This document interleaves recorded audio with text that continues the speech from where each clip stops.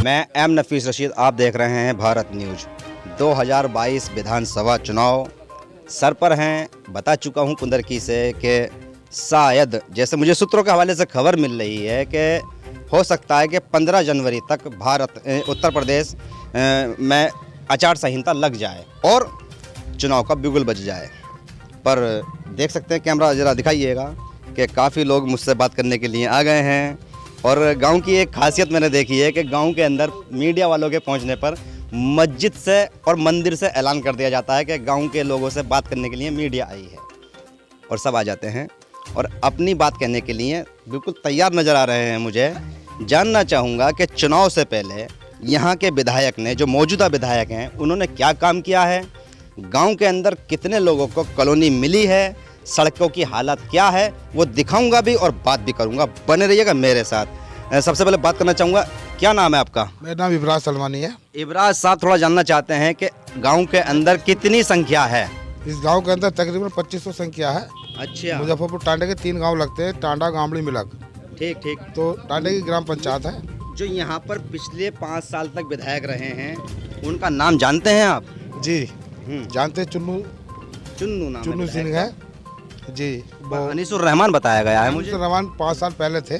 अच्छा। और जब से ये बने हैं, जब से कोई विकास का काम नहीं हुआ है। हाँ। ये सड़कें जितनी भी अनीस के टाइम की डली हुई, जो पिछले विधायक थे।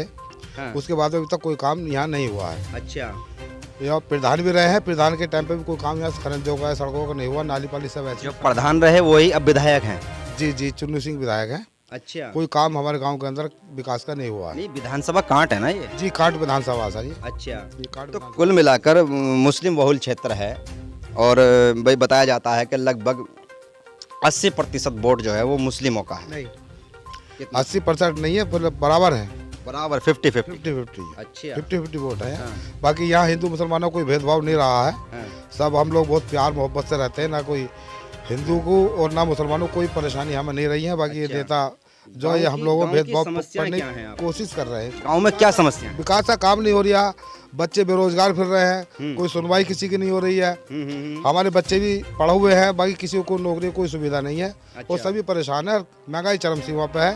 सड़कें कैसी हैं? सड़कें आप देख लीजिए, बल्कि आप दिखाइए, हम कहने की जरूरत ही नहीं है। क्या देख लीजिए, अभी तक पानी भरा हुआ। हमने खुद अपने पास से मट्टी डलवाई सड़क पर, जब जाकर पानी बंद किया हुआ है।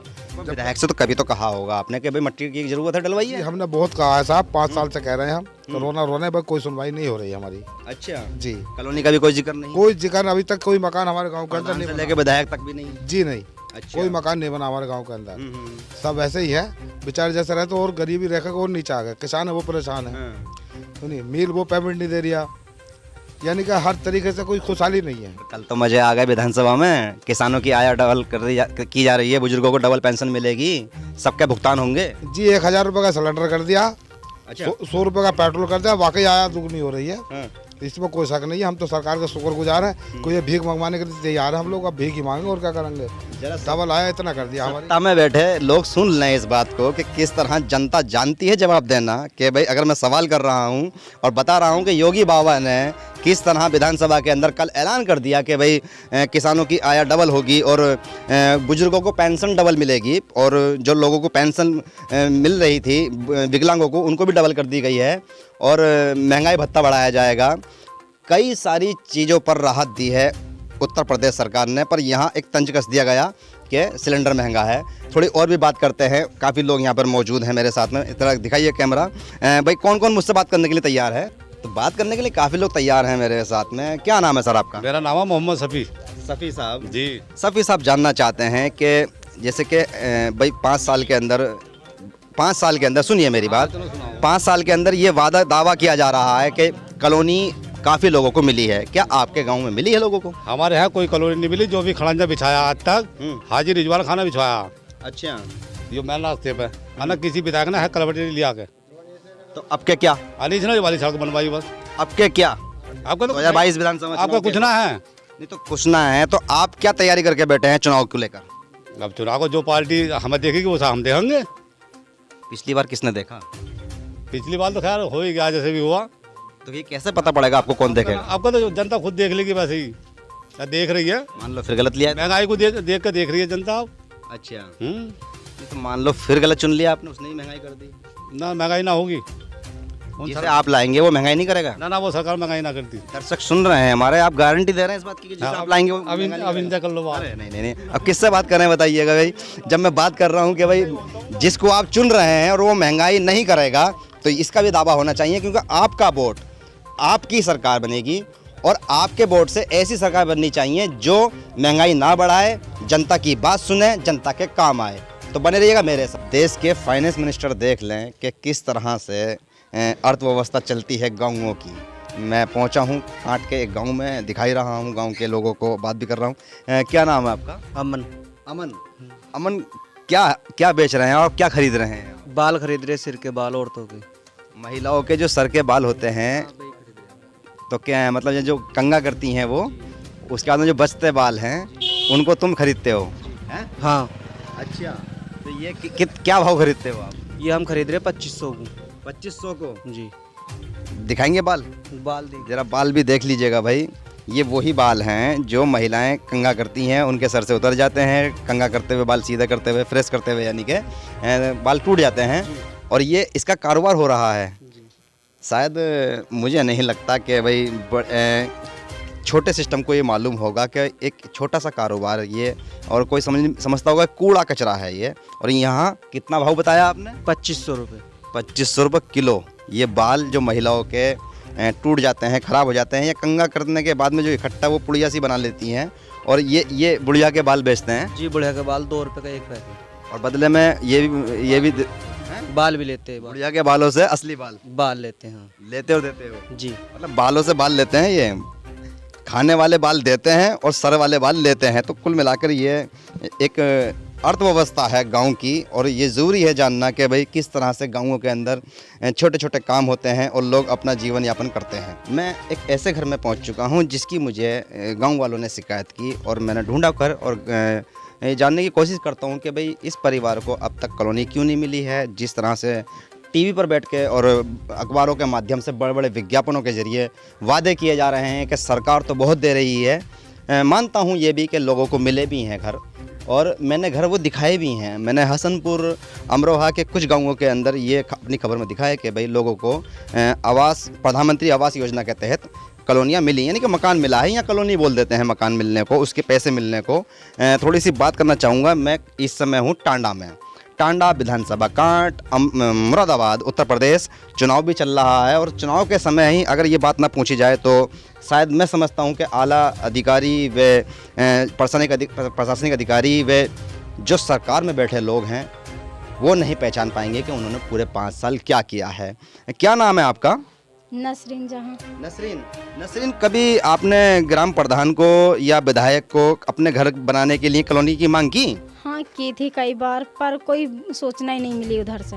अच्छा। कोई पता ही नहीं चला। हमने फार्म भी भरे, फिर हमने सोचा क्या पता हमारे लिए जने क्यों ना सोच रहे, क्या पता गरीबी की वजह से हमारी तरफ मुड़ के नहीं देखते। तो क्या हमने काम करते हैं आपके आदमी? मजदूरी करते हैं, जैसे फायला चलाना, गेहूँ बोने, किसी के मजदूरी करनी, यही कितने क्या बच्चे हैं आलू। आपके पास? मेरे पास 6 लड़की हैं। 6 लड़कियां हैं? लड़की हैं, मेरे पास लड़का नहीं है। अच्छा। और वैसे तबीयत ख़राब हो जाती तो मेरे गांव ने भी 10,000 रुपये ढाल के एक बार मुझे बचाया है। हाँ। बहुत पैसा लगाया, गांव बहुत मदद करता अब आज दफ़े। अच्छा। बस हम अपनी मजबूरी को देख कर, गरीबी को देख कर लाचार रह जाते हैं। टीम भी हमारी ऐसे ही है, गांव वालों ने सहारा लगाया तो टीम डली है। नहीं, बारिश में एक बार तो हम ऐसे ही भीजते रह गए थे। मजबूरी। बच्चे स्कूल जाते हैं आपके? स्कूल नहीं जाते हैं? स्कूल नहीं जाते। वही यानी ड्रेस होनी चाहिए, हाँ। कपड़े लत्ते सही होने चाहिए, इस वजह से हम मजबूरी में। मैंने कोई सा बच्चा दावा करती है कि प्राइमरी स्कूल फ्री है, ना कुछ ना खर्चा होता यूनिफॉर्म बहुत। मिलती है स्कूल से? मिलती तो है, मगर मैंने एडमिशन ही नहीं कराया। वही हर बात की शिकायत की वजह से मैंने अपने घर ही रहने दी बच्चे। तो कोई ऐसे सा तो पढ़ना बच्चियों नहीं का चाहता। भविष्य बिगड़ जाएगा, ये बात आपने नहीं सोची है? सोची तो, मगर फिर भी मैंने फिर जाने ना दिए। सब घर ही रहते हैं, कोई सा ना जाता पढ़ने। अच्छा। क्या नाम है आपके जो शोहर हैं उनका? अहमद उमर। अहमद उमर। हाँ। और कितने साल से यहाँ पर रह रहे हैं आप? यहाँ तो जब से मेरी शादी हुई 15, 16, 17 साल हो गए, यहाँ जब से ही रह रहे हैं। सड़क भी नहीं बनी आपके घर के आगे? ना सड़क बिना, बहुत गारा था, ये मिट्टी भी आबा कर डली। तो वैसे प्रधान से शिकायत करते हैं या नहीं करते हैं? नहीं, शिकायत करी हमने, बहुत शिकायत करी। फार्म भी भरे हुए हैं हमारे। सबको गैस चूल्हे गए मिले। अभी मैं ऐसे 8 दिन हो गए, आपको मिला? है एजेंसी गई थी मैं, तो वहाँ मैंने कर दी। मैंने कि फार्म तो मैंने भरे थे गैस चूल्हे के, आने पता नहीं पता ना कहाँ हैं। वहाँ से भी हम ऐसे ही लौट कर आ गए, कम से कम भी ना तो 6-7 बार फार्म भर दिए। एक बार वो नाम बताइए, आपका नाम क्या है? नसरीन जहाँ। नसरीन जहाँ। ये नसरीन जहाँ थी मैं जिनसे बात कर रहा था, और पति इनके मजदूरी करते हैं। आप देख रहे हैं छोटे छोटे बच्चे हैं, बच्चियाँ हैं ये, और घर की हालत में दिखाई चुका हूँ कि किस तरह से वाकई में ये मुस्तहिक यानी कि कहा जाए कि ये बिल्कुल पात्र हैं कॉलोनी के। और बड़े अफसोस की बात यह है कि भाई गांव के लोग मुझे बता देते हैं, तो गांव के लोग प्रधान को क्यों नहीं बताते हैं, विधायक को क्यों नहीं बताते हैं? और जब मैं यहाँ पहुँच सकता हूँ, दिल्ली से हूँ मैं, और मैं पहुँच के यहाँ से कवरेज कर रहा हूँ, तो यहीं के निवासी, यहीं के प्रधान, यहीं के विधायक क्यों नहीं पहुँचते हैं और इनकी बात क्यों नहीं सुनी जाती है? और इस गरीब परिवार को आसरा उस तरह से क्यों नहीं दिया जाता जो इनका हक है? ये कोई भीख तो नहीं मांग रहे हैं। प्रधानमंत्री कौशल विकास योजना के अंतर्गत जो मूलभूत सुविधाएं देनी हैं हर परिवार को, वो यहाँ तक नहीं पहुँची हैं। ये वो लोग भी देखें जो दावे कर रहे हैं बड़े बड़े विज्ञापनों से कि सरकार बहुत कुछ कर रही है। बने रहें मेरे साथ।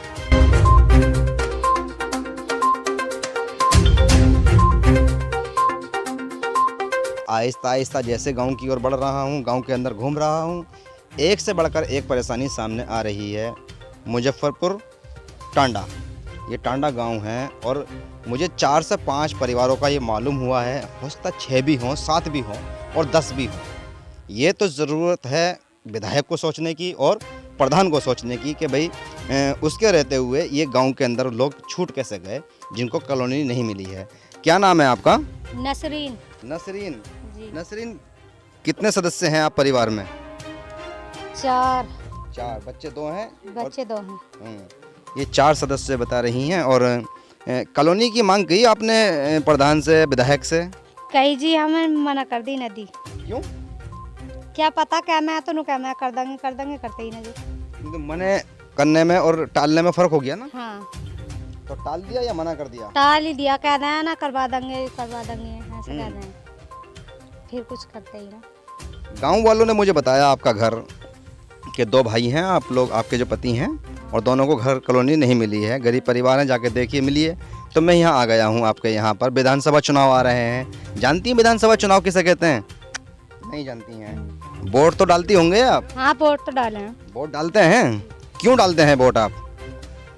वोट डाले हैं जब भी क्या मैं तो ना वोट डाल दो ना क्या मैं कॉलोनी देंगे हम डाल दें, आपके बाद में देखेंगे। आई सर ज़रा सुन लें, सत्ता वाले जो दावा करते हैं कि हम आएंगे, सत्ता लाएंगे और गरीबों का भला करेंगे, आप लोग कहते हो वोट डालो, ये लोग वोट डाल देते हैं। और किस नियत से डालते हैं? क्योंकि आप पूरे भारत से टैक्स पेयर का पैसा लेते हैं और फिर गरीबों में जाना होता है। पर कहीं ना कहीं चोर है और चोरी हो रही है, जो पात्रों को यानी कि जो ज़रूरतमंद लोग हैं उन तक सुविधाएं नहीं पहुंच रही हैं। तो कहीं ना कहीं जो चोरी हो रही है उसके वो लोग भी जिम्मेदार हैं जो झूठे वादे कर रहे हैं। इनको सिर्फ इतना ही मालूम है कि वोट डालना है। और वोट डालना क्यों है? क्योंकि कॉलोनी मिलनी है, विकास मिलना है। इनसे वादे हो रहे हैं राशन के। राशन मिलता है आपको? राशन मिला है, पूरा मिलता है? 15 किलो मिला है। मतलब पूरा तो मिलता है जितने यूनिट हैं? हाँ, राशन पूरा मिल रहा है। भाई चलिए, जो इस क्या कहते हैं, ये जो गांव हैं, इस गांव के निवासियों के लिए जिसने भी कोटा ले रखा है उसकी मेहरबानी के वो राशन पूरा दे रहा है। मुझे राशन की तो शिकायत नहीं मिल रही है सुनने को बिल्कुल भी। काफ़ी लोग मैं देख रहा हूं कि भाई आ जाते हैं, थोड़ी सी बात करना चाहेंगे। बुंदू है। बुंदू साहब, थोड़ा जानना चाहते हैं कि आप गांव में रहते हैं जी, तो गांव के प्रधान को आप, मुझसे बहुत से लोगों ने कहा कि भाई इतने लोगों को कॉलोनी नहीं मिली है, मैं यहाँ तक पहुँच गया हूँ, कुछ गाँव वाले भी मेरे साथ चल रहे हैं। तो क्या कभी आप लोगों ने प्रधान से शिकायत नहीं की है? करी साहब, प्रधान से मैंने भी इनके बारे में कहा, औरों के बारे में भी खूब कहा, मगर प्रधान ने आज तक किसी की नहीं सुनी। विधायक ने भी नहीं सुनी। और साहब इनके पास ना लैटरीन है, कॉलोनी तो बड़ी चीज़ है, लैटरीन भी नहीं है। बेचारे जंगल में लैटरीन फिरने के लिए जाते हैं, नल भी पानी का नहीं है आज तक। सब में हैंडपम्प खड़े, इनके पास हैंडपम्प भी नहीं है। थोड़ा और नज़दीक आइए सर। हैंडपम्प भी नहीं है इनके पास, कोई पानी का साधन भी नहीं। बेचारों का देखो आगे तालाब है, ये किस तरह से अपना टाइम काट रहे हैं। हमने बहुत कुछ कही। कैमरे से दिखाइएगा भाई जरा, क्योंकि कोई ना बाउंड्री है और बिल्कुल जंगल में है। ऐसा लग ही नहीं रहा है कि भाई घर खेत में है या खेत घर में है, दोनों मिले हुए हैं। और ये तालाब बताया जा रहा है, यहाँ पानी है, यहाँ पानी है यहाँ पे। हाँ, इसके ऊपर तक घास है, हैं? इसके ऊपर तक घास है, तो पानी है यो, अच्छा। सारा पानी है यो, और आदमी डबल आदमी डूब जाएंगे इसमें। अगर गलती से कोई बच्चा इधर को चला जाए तो वो डूब जाएगा। वो डूब जाएगा जी, रुकेगा नहीं, डूब जाएगा, बिल्कुल डूब जाएगा इसमें। अरे वाह, ये कितनी खतरे की घंटी है। ये तो बहुत रोड पर जब चलते हैं तो एक निशान मार्का किया जाता है कि भाई यहाँ पर दुर्घटना प्रभावित क्षेत्र है, यहाँ पर ना आए, पर यहाँ तो जान जोखिम में है और कोई सोच भी नहीं सकता है कि किस तरह यहाँ जान जोखिम में इंसानों की हुई डली हुई है और इधर कोई ध्यान भी नहीं कर रहा है। आसमा नाम है। आसमा, क्या कहना चाहते हैं मुझसे आप? यही है जो कहना है। न लेटरिन न बाथरूम और क्या नाम है, बोटबाजियों में तो ये है ना, करवा देंगे और फिर सब भूल जा। फिर आकर ना देखते बिल्कुल क्या हो रहा है क्या ना हो रहा है इधर। और लेटरिन बाथरूम कितनी परेशानी है क्या, बहुत ज़्यादा। तो कभी शिकायत करते हैं आप लोग?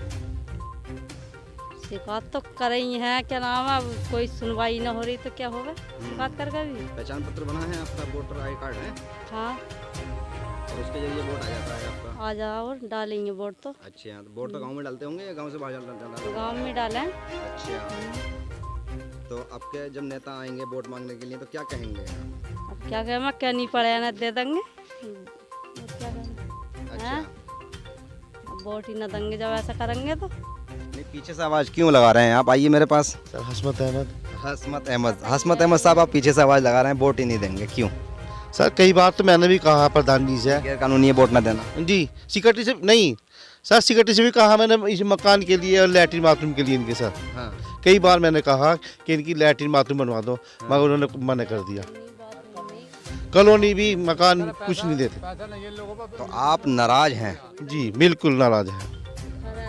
ये नाराज़गी है जनता की जो बनी है सिर्फ इसलिए कि भाई इनको कॉलोनी नहीं मिली है और विकास का जो एक तरह से गीत अलापा जा रहा है टीवी पर बैठकर, अखबारों के माध्यम से बड़े बड़े विज्ञापन देकर, वो ये लोग भी देख रहे होंगे। आप लोग टीवी देखते हैं, विज्ञापन पढ़ते हैं, जी, तो उसमें तो बहुत अच्छा दिखाया जाता है। ये सब ऊपर की हवाई है और कुछ नहीं है। चलिए, ये साबित हो गया हवाई है, यहाँ तक विकास नहीं पहुँचा है। बने रहिएगा मेरे साथ। आज जुम्मे का दिन है और टांडा के अंदर मैं मौजूद हूँ, मुजफ्फरपुर टांडा, जैसे कि भाई गाँव सुबह से लगातार कवरेज कर रहा हूँ। जुम्मे की नमाज का वक्त हो गया, मुझे भी मौका मिला यहाँ आज नमाज अदा करने का। पर मैं जब यहाँ पे पहुँचा तो देखा मुझे भी जगह बाहर ही मिली, मस्जिद अंदर भर चुकी थी और ये काफ़ी लोग बैठे हैं बाहर, नमाज़ पढ़ रहे हैं। ये सड़क है और अक्सर सड़क को लेकर वाद विवाद होते रहते हैं, पर थोड़ी सी सच्चाई भी जान लेनी चाहिए, क्यों वाद विवाद हो जाते हैं और ऐसी क्या वजह होती है जो बाहर सड़क पे नमाज़ पढ़ने पड़ जाती है। सर, क्या नाम है आपका? मेरा नाम सर मोहम्मद इशरत अली है और मैं किराम मुजफ्फरपुर का रहने वाला हूँ। मैं थोड़ा सा जानना चाहता हूँ, आप लोग नमाज जो बाहर पढ़ रहे हैं उसकी मेन वजह क्या है? हाँ सर, शुक्र अदा करना चाहूँगा आपका कि आप रिपोर्टिंग कर रहे हैं आज हमारे गांव में आकर के। और सर, बाहर नमाज़ पढ़ने की वजह ये है कि ये मस्जिद है हमारी पुरखों की बनाई हुई है, हमारे बुज़ुर्गों की, काफ़ी टाइम पुरानी मस्जिद है। तो ये जगह के हिसाब से छोटी मस्जिद है और पॉपुलेशन जो है हमारी जनसंख्या अधिक बढ़ती चली जा रही है, हर साल पैदावार बढ़ रही है। तो अंदर मस्जिद में कम जगह होने की वजह से देख सकते हैं आप, नीचे भी फुल है, हमारी मस्जिद ऊपर भी फुल है, अंदर जगह ना होने की वजह से हम मजबूरी में रास्ते में नमाज अदा कर रहे हैं। दूसरी मस्जिद क्यों नहीं बनाते सर? इसको ऊंची क्यों नहीं करते? सर, दूसरी मस्जिद बनी हुई है हमारी, लेकिन वहाँ कुछ कारणों की वजह से नमाज अदा नहीं हो पा रही है। हमारी मस्जिद इससे भी कई गुना हम बना चुके हैं। कारण जान सकता हूँ छोटा सा कोई? कारण के कुछ गांव में रंजिश वगैरह चलती हैं, आपसी सहमति ना होने की वजह से वो मस्जिद में भी नमाज अदा नहीं की जा रही है। हालांकि वो सब जगह दर्ज भी हो चुकी है। हम एडीएम कार्यालय भी पहुँचे थे मस्जिद का सिलसिला लेकर के, तो वहाँ से भी हमें यही आश्वासन मिला कि आप आपसी स्थिति सुधार लें, जो भी लोग गाँव में रहते हैं आपसी सहमति बना लें और आप नमाज। सरकार की तरफ से कोई परेशानी नहीं है? सरकार की तरफ से हमें यही आश्वासन मिला कि आप आपसी सहमति कर लें, हमारी तरफ से कोई एतराज़ नहीं है। लेकिन हमारी जो दीगर कौम के लोग हैं और हमारे भी लोग हैं, आपसी सहमति ना बनने की वजह से हमें ये सड़कों पर नमाज अदा करनी पड़ रही है। ये एक छोटी सी समस्या है जिसको लेकर बात की जा सकती है और सरकार की ओर से तो कोई परेशानी नहीं है, कोई दिक्कत नहीं है। बस ये है कि हाँ, वक्त रहते बात गांव के लोग आपस में बना लें और इस तरह जो मस्जिदों के बाहर नमाज़ पढ़ते हैं इनको मस्जिदों को आलीशान बनाएं, अच्छा बनाएं। और अगर एक मस्जिद की जगह भर रही है तो दूसरी मस्जिद खड़ी की जाए और उसमें कोई भी वाद विवाद नहीं होना चाहिए। मुझे भी अच्छा लगा यहाँ पर इस गांव में आकर, और इतना शांत गांव है कि यहाँ पर लोग बड़े प्यार के साथ में बात कर रहे हैं, कोई शोर शराबा नहीं कर रहे हैं, मुझे बड़ा सपोर्ट कर रहे हैं। और एक बात जो मुझे बहुत अच्छी लगी कि एक दूसरे का दर्द बता रहे हैं कि नहीं इनके हमारे साथ चलिए और हम उनको दिखाना चाहेंगे, उनसे मिलवाना चाहेंगे। तो ये है इस गांव की भाई मैं तो ये कहूँगा कि इसे परिभाषा कहा जाए संस्कृति कि मिली जुली संस्कृति, प्यार मोहब्बत की बातें करना। तो कुल मिलाकर विधानसभा चुनाव चल रहा है, मैं गांव-गांव जा रहा हूं और ये जानने की कोशिश कर रहा हूं कि अब के सरकार किसकी सरकार और जनता की सरकार या जनता से कितनी दूर बनेगी सरकार।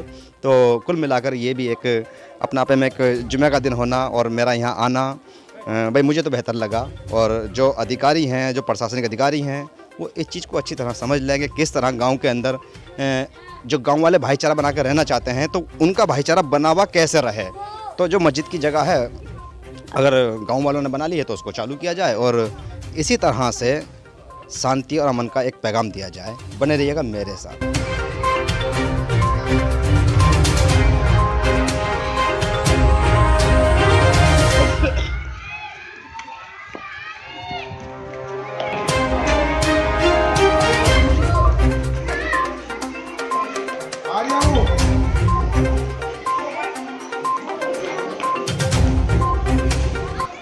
गांव के अंदर एक प्राइमरी स्कूल होता ही है और ये जानने की मैं कोशिश कर रहा था कि भाई कितने बच्चे स्कूल आते हैं कितने नहीं आते हैं। तो मुझे तो खैर भाई स्कूल के अंदर बच्चे भरपूर मात्रा में दिखाई दे रहे हैं और आज दिन शुक्र यानी कि जुमे का दिन है और पूरी तरह से स्कूल के अंदर टीचर भी मौजूद हैं। कुछ पर्सनल तौर पर टीचरों से बात भी की, बच्चों से भी बात की। अच्छा लगा। बच्चों से बात करने के बाद मैं दिखाना चाहूँगा जो कमी देख रहा हूँ वो ये दिख रही है मुझे कि यहाँ बाउंड्री नहीं है। ये पता नहीं खेत है या कोई तालाब है, ये जानकारी लेने के बाद में मालूम होगा कि भाई तालाब है या ये खेत है ये। और इस तरह इधर भी यानी कि पूरी बाउंड्री नहीं है। अब नहीं मालूम, टीचर ने तो मुझे बताया कि भाई हमने ग्राम प्रधान से भी कहा है और ग्राम प्रधान के साथ साथ गांव वालों ने भी कहा भाई कि भाई हमने गांव वाले भी कहते हैं कि हम ग्राम प्रधान से वे अधिकारियों से कह चुके हैं कि स्कूल की बाउंड्री होनी चाहिए, पर ये बाउंड्री नहीं हुई है, जिससे कि भाई बच्चे आसपास के एक स्कूल के समय के अनुसार ना आकर स्कूल के अलग हटके समय से बच्चे खेलने कूदने आ जाते होंगे। हो सकता है दरवाजे भी टूट जाएं, हो सकता है खिड़कियाँ भी टूट जाएं। तो कुल मिलाकर अगर बाउंड्री हो जाएगी, गेट लग जाएगा तो एक व्यवस्था बन जाएगी, अच्छी खासी व्यवस्था जो कि एक स्कूल के लिए होनी चाहिए। स्कूल के अंदर ये नहीं कि बच्चे पढ़ रहे हैं, टीचर पढ़ा रहे हैं, स्कूल की हिफाजत का होना भी बहुत ज़रूरी है और वो बाउंड्री और गेट से हुआ करती है। इसलिए प्रशासन तो चाहता है कि भाई और सरकार भी चाहती है कि भाई पूरा जिस तरह से फंड दिया जा रहा है स्कूल के लेकर, अब जो विधानसभा चुनाव आने से पहले बजट के अंदर बढ़ोतरी की गई है शिक्षा को लेकर और ये बताने की कोशिश की जा रही है कि भाई 1100 रुपये हर बच्चे के अकाउंट में पहुंच जाएंगे। उसके पेरेंट्स उसकी यूनिफॉर्म खरीदें और बच्चे को पढ़ाएँ और बढ़ाएँ आगे को। तो कुल मिलाकर ये ज़रूरी है कि स्कूल की बाउंड्री की भी बात थोड़ी सी हो जाए। तो ये जो टांडा गांव है, इस टांडा गांव का इकलौता स्कूल है ये और प्राइमरी स्कूल है। तो कुल मिलाकर कंपोजिट स्कूल है ये और मुजफ्फरपुर टांडा, छछलेट जिला मुरादाबाद और विधानसभा काट। तो कुल मिलाकर अगर मैं समझता हूँ कि अगर आचार संहिता लगे तो इस पर भी ध्यान दिया जाए कि काम कितना हो चुका है और कितना नहीं हुआ है। बने रहिएगा मेरे साथ। मेरे साथ शुरू से जुड़े हुए हैं हसमत, डॉक्टर हसमत साहब, आप गांव में मेरे साथ साथ चल रहे हैं और बहुत सी बातों की जानकारी मुझे दे भी रहे हैं। कभी गांव के लोगों ने इस स्कूल की शिकायत की प्रधान से व अधिकारियों से? सर प्रधान जी से भी की है, अधिकारी से बात की है, मगर वो इस बार लापरवाही करते हैं। सर यहाँ देखो, इधर देख रहा हूँ कितना पानी भरा हुआ है और इधर भी देखो सर कितना पानी भरा। बरसात में यहाँ बच्चे पानी में आते हैं और बहुत ही ज़्यादा परेशानी है यहाँ पर।